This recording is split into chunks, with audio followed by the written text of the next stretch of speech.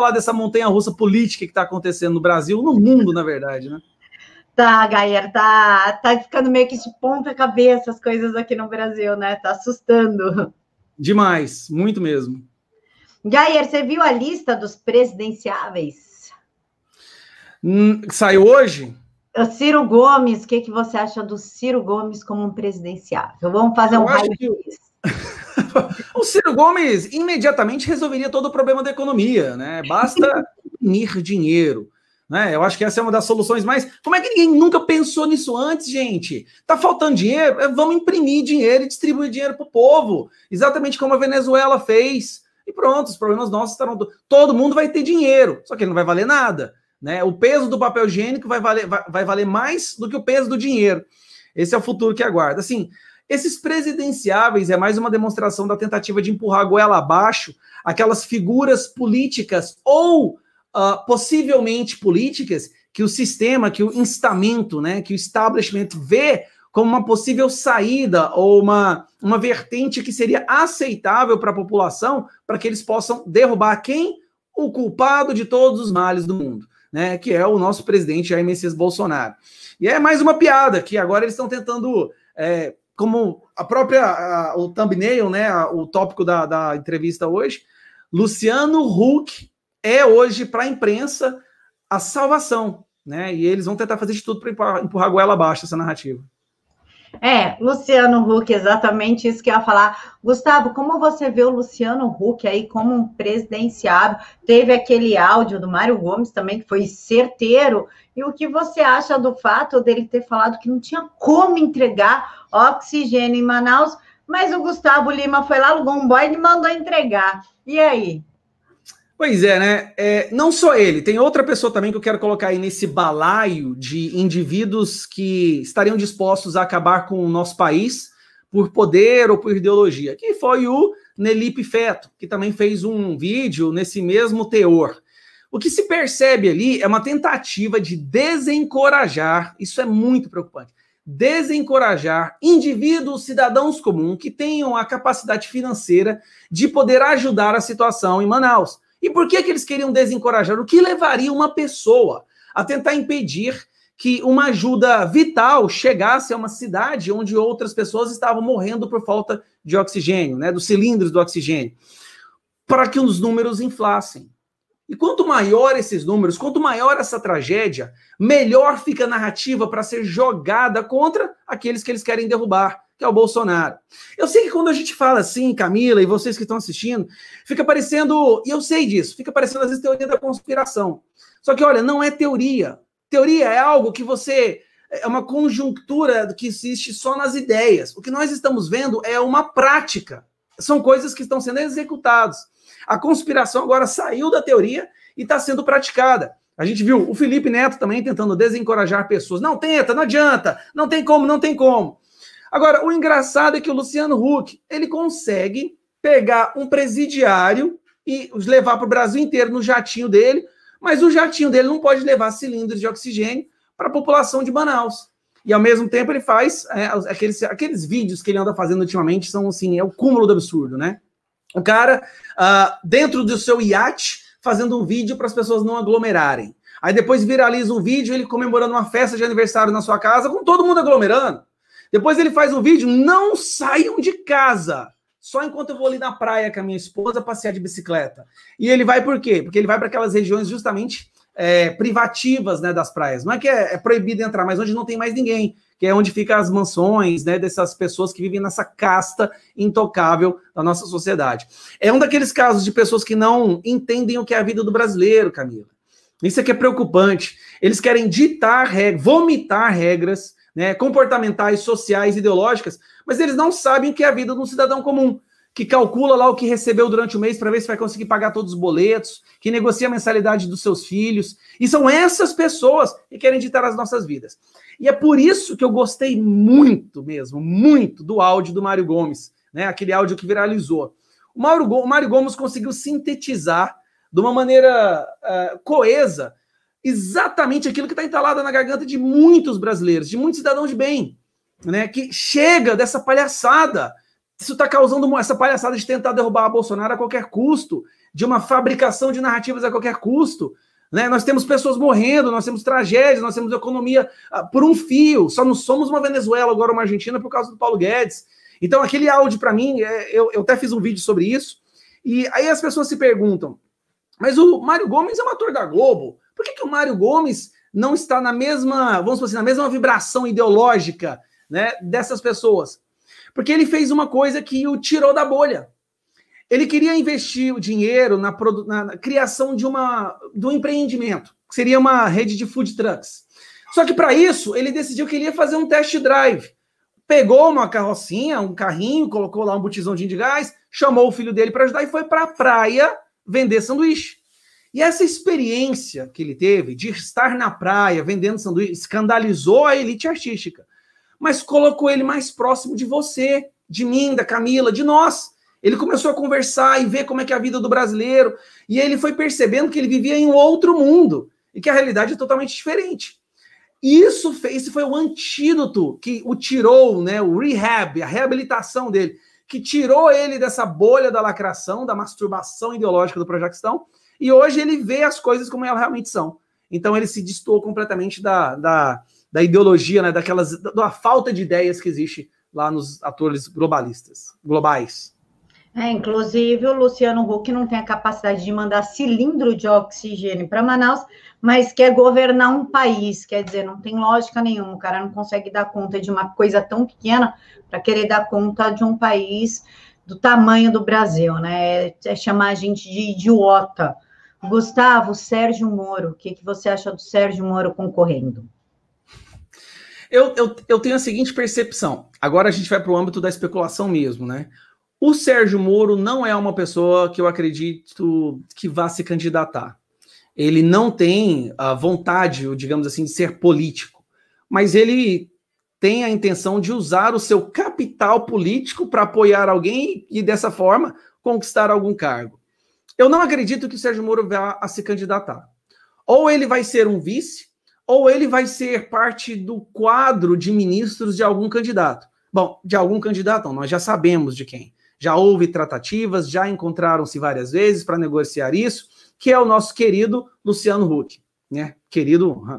Então, assim, eu tenho essa percepção. O Sérgio Moro, ele não tem a capacidade de oratória, de presença, né? Ele só tem capital político agora porque ele não está agindo mais, ele não tem essa intenção de agir com político. A partir do momento que ele tiver, ele derrete.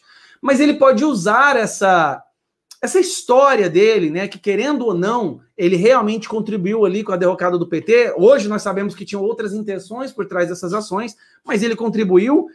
O que eles não contavam é que fosse aparecer do nada um sujeito, um capitão do exército que desmantelasse todos os projetos dele. Mas acho que ele não vai ser candidato, mas ele vai fazer parte da equipe do Luciano Huck. E o que eu acho mais provável, Camila, é que o Luciano Huck vai se juntar ao Ciro Gomes. Ciro Gomes ou ele será o vice, ou o contrário, o Ciro Gomes presidente e o Luciano Huck o vice. Eles estão dispostos a qualquer coisa, para fortalecer a possibilidade de derrubar Bolsonaro nas próximas eleições. Inclusive, Gayer, tem o Mandetta também como candidato, o Luiz Henrique Mandetta, que está aí complicado com corrupção, que, inclusive no Ministério da Saúde, que descobriram ali umas licitações meio estranhas, e agora ele quer concorrer à presidência. Como você vê o Mandetta como candidato? Olha, o Mandetta, logo que ele saiu do governo, e eu digo assim, no dia seguinte, ele estava aqui em Goiânia, e ele veio conversar com um grande amigo de longas datas dele, o governador de Goiás, Ronaldo Caiado. Ronaldo Caiado, para quem não é de Goiás, deixa eu só para te lembrar, é o governador que na campanha se posicionou do lado do Bolsonaro. Depois da reunião que ele teve com o embaixador chinês e o Dória, no dia seguinte ele atacou o presidente. Quando ele percebeu que a popularidade dele começou a derreter em Goiás, ele colocou o rabinho entre as pernas e já ficou mais amigável com o presidente Bolsonaro, mas recebeu o Mandetta aqui no dia seguinte. E as pessoas que trabalham ali, que ouviram a conversa dos dois, o plano é presidência. Então aí nós temos uma outra possibilidade. Ronaldo Caiado, que os dois são do DEM, né? Ronaldo Caiado e Mandetta articulando, aí vem entrar Rodrigo Maia, porque é lógico, Rodrigo Maia, se tiver alguma corrida ao poder em algum âmbito, você pode ter certeza que o Júnior vai estar lá com sangue nos olhos. Então vai ter aqui, eu acredito, uma aliança, né, uma junção, porque não são do mesmo partido, então uma junção de Mandetta e Caiado. O sonho do Caiado é concorrer novamente à presidência. Isso ele não esconde, tá? Ele obviamente, ele não escancara tanto quanto o Witzel, né? Mas o sonho do Caiado é concorrer à presidência. E ser governador de Goiás para ele é apenas um degrau para poder tentar ser candidato à presidência. E ele vê no Mandetta a possibilidade de ganhar mais capital político. Mas, outra vez, eu não acredito que o Mandetta venha se candidatar, porque o DEM, ele não tem essa, vamos dizer assim, esse protagonismo dentro do partido dos democratas, né, para poder decidir que ele vai representar o partido. Nós sabemos que ali dentro existe ali o jogo de poder, como existe em todo e qualquer partido, e hoje o Ronaldo Caiado e Rodrigo Maia são as pessoas que determinam o que acontece dentro do DEM. Então, provavelmente, ele vai ser usado como um acessório do Caiado. Inclusive, Gustavo, eu não sei se você viu o vídeo promocional que o Maia fez, aí foi tão zoado, ele foi tão ridicularizado, que ele falou, quem autorizou esse vídeo? Quem? Não sei, não fui eu. Você viu isso? Camila, a nossa sorte é que essas pessoas que trabalham pelo mal, elas fazem um trabalho, às vezes, assim, tão mal feito, que pelo menos a gente consegue arrancar algumas risadas. Pelo menos a gente não perde o senso de humor pelas ações estapafúrdias que eles têm. Essa do Maia, né? Eu nunca vou esquecer o Maia no discurso dele, acho que isso foi em 2017 ou 2018, o discurso dele onde ele disse que seria candidato à presidência, né? Ouvindo o clamor da população e em defesa da democracia, eu serei candidato a presidente. Aí tá o Ronaldo Caiado batendo palma do lado dele assim, gente, é motivo de risada mesmo, mas não deixam de ser extremamente perigosos. Sim, extremamente perigosos. Inclusive o Maia ali articulando com a China, na quarta-feira, ontem de manhã, ele foi articular com a China e depois teve que falar com os ministros, enfim, ele está tomando uma posição que nem dele Gayer. Ele realmente está se achando presidente da República, ele perdeu totalmente a noção da realidade. Gustavo, nós temos também o eterno candidato Haddad. Como você vê o Haddad? Gente, é para rir, desculpa, mas como você vê o Haddad nessa corrida presidencial? Se o PT, mais uma vez, tentar lançar o Haddad à presidência, é porque realmente o nível de burrice deles é imensurável. Tudo bem, o PT ele tem um capital, o Haddad tem um capital político? Tem. Mas a rejeição, ela é muito maior, ela é sólida.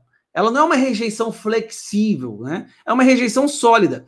E se o PT fizer isso, mais uma vez, o máximo que ele conseguirá é chegar no segundo turno e dar vitória para o Bolsonaro. E eu até quero que o PT lance o Haddad novamente e o Haddad fique na frente dos outros possíveis presidenciáveis, porque daí é a certeza absoluta da vitória do Bolsonaro.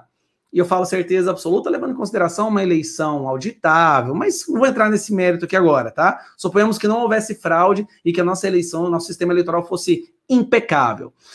O Haddad é o melhor candidato para ir contra o Bolsonaro. Essa é a verdade. Ele é o PT. Então, até pessoas que hoje reclamam do Bolsonaro, aquelas que foram doutrinadas ou que foram jogadas novamente dentro da caixinha da caverna ideológica, optariam por Bolsonaro do que o PT no governo mais uma vez. Então, nesse sentido, o PT pode nos ajudar nas eleições de 2022. É assim que eu vejo. Nós também teremos o Amoedo concorrendo à presidência, Gayer. O Amoedo do Itaú, do Partido Novo, aquele que se diz liberal, mas quer trancar todo mundo, quer controlar, quer obrigar a vacina. Sabe? É uma coisa sensacional essa ideia de liberalismo. Eu acho que eles nunca estudaram, mas se dizem liberal. Como você vê o Amoedo nessa corrida?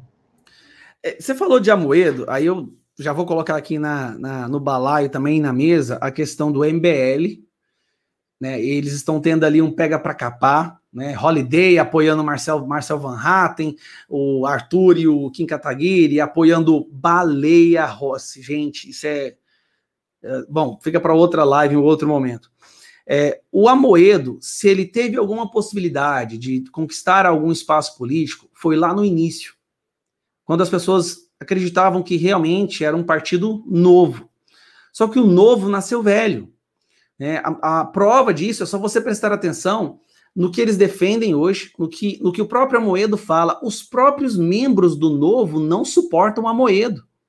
Pediram para que Amoedo saísse do partido. O Amoedo foi o cara que criou o partido. Então, assim, o fundador do partido foi rejeitado pelo próprio partido. E ele acredita que tem a possibilidade de ser presidente. Então, eu vou jogar aqui eu não vou querer dar uma de Andreasa, que fazia afirmações impecáveis. Vai ser isso que vai acontecer. Se tiver um pouco de bom senso no Amoedo, ele nem tentará, para não passar vergonha. Mas aí é que está a questão. Se houver um pouco de bom senso. Né? Mas é algo que nós percebemos que não existe ali na mente dessas pessoas. Agora, aqueles que se diziam liberais, né, o Novo, o Movimento Brasil Livre, são os que hoje apoiam pautas ditatoriais. São os que hoje querem derrubar o presidente mais liberal que nós já tivemos, no âmbito da economia. Aquele que quer diminuir o tamanho do Estado, que tirou ministérios, né? Aquele que quer diminuir os impostos. E aí, esse pessoal que se dizia liberal quer derrubar a primeira pessoa a apoiar essa pauta. Quantas pessoas surfaram, né, Camila? Camila, não sei quanto a você, mas às vezes eu fico tão indignado pensando, gente, como nós fomos enganados por tanta gente. Mas por tanta, a lista, ela não para de crescer. Olímpio, delegado Valdir, Jorge Rasman, Alexandre Frota, candidato a presidente da Câmara. Que mundo que essa pessoa vive? Né? Aí nós temos o MBL, agora o Novo, basicamente se juntou com o Vem Pra Rua. Eu lembro que eu fui muitas vezes em manifestações do Vem Pra Rua, eu gostava das pautas, e agora o Vem Pra Rua virou um puxadinho do Novo, com o movimento Morominion, né? Que agora a moda agora é colocar Inion em tudo que você não gosta, né? Você não gosta, no momento você joga Inion nela. Juntou agora, colocou o Moro como se fosse um semideus. Né? Como que nós nos deixamos ser enganados por tantas pessoas assim? Mas olha, é bom esse período, porque assim, quando vem uma onda, quando o mar, a primeira coisa que chega na praia são os surfistas. Quando vem uma onda, primeiro chegam os surfistas, não é? Depois que a onda vem, eu acredito, ou posso querer acreditar, que em 2018 veio os surfistas e que em 2022 virá a onda. Gustavo, sem contar que o negócio aí, o pessoal fala muito da União da Esquerda. Porque a União da Esquerda, porque a União da Esquerda. Cara, o negócio tá tão ruim que eu não sei se você ficou sabendo, mas semana passada o Haddad saiu da Folha de São Paulo porque a Folha de São Paulo chamou ele de poste do Lula. Tipo, o poste do Lula, o Fernando Haddad. E ele escrevia para a Folha, e aí ele falou, tô fora, me manda embora. Como assim poste do Lula? Tipo, você é o poste do Lula. Aceite, né? Aceita que dói menos. E aí, entre eles mesmos, já estão aí saindo umas rinchas e tudo. E o Novo, ele é tão laranja que se ele amadurecer mais, ele fica vermelho. Ele tira toda a capa dele. Mas ainda tem gente que acredita, inclusive apoiando o Marcel Van Hatten para a presidência da Câmara dos Deputados. E vocês acham que vai acontecer o quê com o Marcel Van Hatten lá? Ele é liberal? Pode até ser, só que ele é contra o presidente. Então, a gente precisa conversar mais sobre o cenário para que as pessoas consigam ter uma visão mais ampla do que realmente está acontecendo. Inclusive, Gayer, nosso último candidato à presidência, podem rir, eu deixo, se chama Guilherme Boulos. O que você acha? Claro, o Guilherme Boulos, ele está entrando no mesmo patamar do Levi Fidelix, como é que é aquele do Democracia Cristã, inclusive é o partido que eu concorri, gente, Emael, o eterno candidato. O Guilherme Boulos agora ele é o eterno, mas agora ele vai vir com sangue nos olhos, assim, porque ele chegou em segundo turno lá em São Paulo, que até hoje eu não consigo entender, eu não consigo acreditar que isso realmente tenha acontecido, mas tudo bem. Então agora ele vai vir achando que é um possível vencedor. Só que aí que está a questão. A Folha de São Paulo fez uma troca. Ela abandonou o PT, porque tá difícil negar que o PT tem o seu curral, mas é um curral fechado. Ali é sólido. A tendência desse curral é diminuir. E até porque a esquerda brasileira já vê o PT como não tão esquerda. Sim, eu tive um debate com uma professora da UFG, comunista, aqui em Goiânia, e ela disse para mim que o PT é de direita. Sim, o PSOL foi formado porque o PSOL é um grupo de pessoas ali que abandonou o PT e com a ajuda de um terrorista da Itália, que é o Achilles Lolo, Eles saíram do PT porque acreditavam que o PT estava muito à direita. Então, o que acontece? Quando a imprensa abandona o PT e apoia Guilherme Boulos, a ideologia que a imprensa apoia é muito pior do que nós imaginávamos. Para a imprensa, o PT já está em direita, já está assim, centro-direita, né? Então, o que nós estamos vendo? A imprensa já vê no Boulos uma possibilidade maior de vitória do que no próprio Haddad. Eles já conseguiram fazer essa leitura do cenário. Bom, gente, para que a gente vai ficar dando espaço para o Haddad? Porque se a gente sabe que o Haddad vai perder se a gente for para 2022. Vamos dar espaço para o Guilherme Boulos. Olha só, o cara chegou em segundo turno em São Paulo. Perdeu por pouco ali para o Homem das Covas. Então, vamos dar uma chance para ele. É essa a intenção. Eles estão trocando uma pessoa de esquerda por uma de mais esquerda. Isso só mostra como que a imprensa brasileira, o jornalismo, é pior do que nós imaginávamos. E fica aí a informação para o pessoal que não acompanhou as eleições de São Paulo, que o Guilherme Boulos, para concorrer à prefeitura, ele conseguiu gastar mais do que ele poderia. Ou seja, ele não conseguiu gerir a própria campanha, teve que pedir vaquinha para conseguir fechar as contas no Tribunal de Contas Eleitoral. Então, você imagina, Gustavo, com um país como o Brasil nas mãos, o que o Boulos não pode fazer? Não quero imaginar isso não, Camila. Não, são quase 10 horas da noite, agora eu vou dormir, eu preciso acalmar os ânimos. Não me fala para imaginar uma coisa dessa, não. Nem você, nem para quem está nos ouvindo, nos assistindo agora. Deixa isso aí para pesadelos esporádicos que nós possamos ter, mas não quero nem imaginar uma coisa dessa. Olha, seria pior que uma bomba atômica, seria pior que 10 pandemias simultâneas com um terremoto. Imagine, gente, Boulos na presidência. E o perigo, não, já que você falou nisso, e o perigo é que nós estamos vendo um aparelhamento do sistema eleitoral tão forte que se nós não trabalharmos para impedir isso daí, o sistema vai escolher um e essa pessoa vai ser presidente. Não adianta. Campanha, manifestação, protesto, não, vai ser tudo teatro. Tá? Na hora que eles escolherem um, fizeram isso nos Estados Unidos. Eles escolheram o Sleepy Joe, o Joe Biden, e aconteceu. Perdeu no voto, não teve rallies, não teve comícios. A inauguração dele foi a mais esdrúxula que eu já vi, parecia um funeral. Sinceramente, parecia um funeral aquilo. Mas ele foi o escolhido, e acabou.